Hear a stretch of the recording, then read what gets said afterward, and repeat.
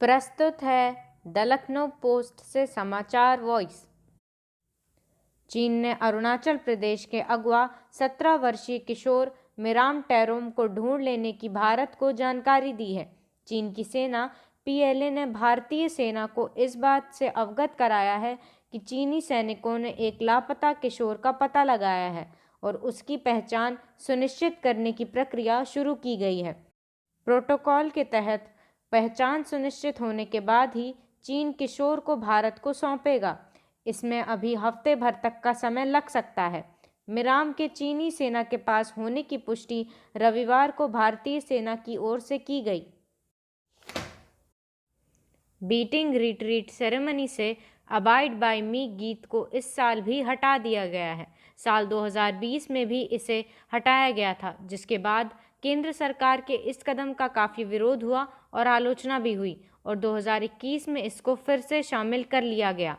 लेकिन 2022 में इसको फिर से हटाने पर केंद्र सरकार का मानना है कि देश की आज़ादी के 75वें साल आलोक में मनाए जा रहे आज़ादी का अमृत महोत्सव में भारतीय धुन अधिक अनुकूल है। राष्ट्रपिता महात्मा गांधी की ये पसंदीदा धुन रही है। 29 जनवरी को होने वाले समारोह बीटिंग द रिट्रीट में इसे बजाया जाता है। यह समारोह महात्मा गांधी की पुण्यतिथि की पूर्व संध्या पर आयोजित किया जाता है। बीटिंग रिट्रीट में जिन 26 धुनों को शामिल किया गया है, उनकी एक सूची जारी हुई है, जिसमें अबाइड बाय मी नहीं है। 1950 से हर साल इस गीत को शामिल किया जाता रहा है। भारतीय सेना ने यह घोषणा की थी कि इस साल से समारोह में इसे शामिल नहीं किया जाएगा। बीटिंग द रिट्रीट का आयोजन गणतंत्र दिवस समारोह की समाप्ति का सूचक होता है।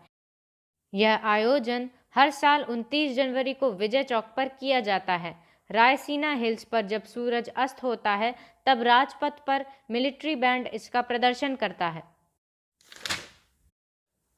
पिछले 24 घंटों के दौरान देश में कोरोना वायरस के 3,06,064 नए मामले सामने आए हैं और 439 लोगों की जान गई है, जबकि 2,43,495 लोग इस बीमारी से ठीक हुए हैं।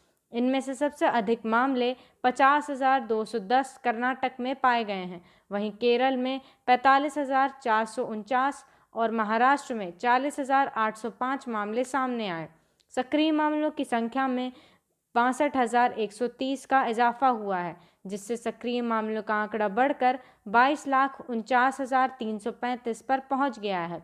दैनिक सकारात्मकता दर बढ़कर 20.75% हो गई है। देश में कोरोना के मामले 7 दिन में 33% बढ़े हैं और मौतों में 44% की बढ़ोतरी हुई है। विश्व भर में संक्रमण के मामलों में 8% और मौतों में 7% की वृद्धि हुई है। राज्यसभा के चेयरमैन व उपराष्ट्रपति M वेंकैया नायडू और संसद के 875 कर्मी कोरोना संक्रमित हो गए हैं।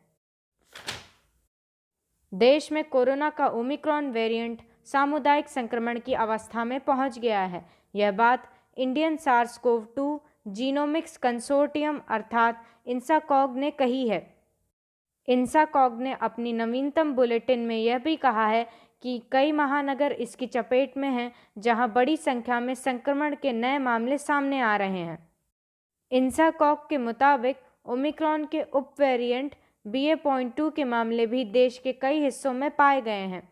ओमिक्रॉन के ज़्यादातर मामले हल्के व बिना लक्षण वाले हैं, लेकिन मौजूदा लहर में अस्पतालों व ICU में मरीजों की संख्या बढ़ने लगी है।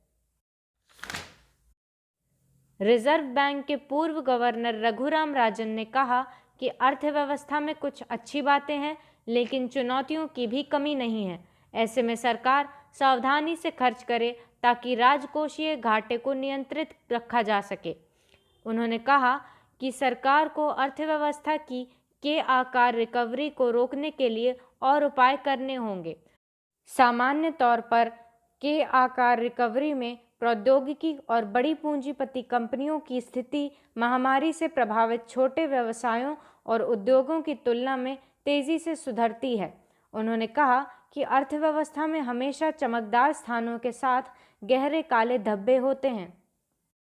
नमस्कार, शुभ रात्रि।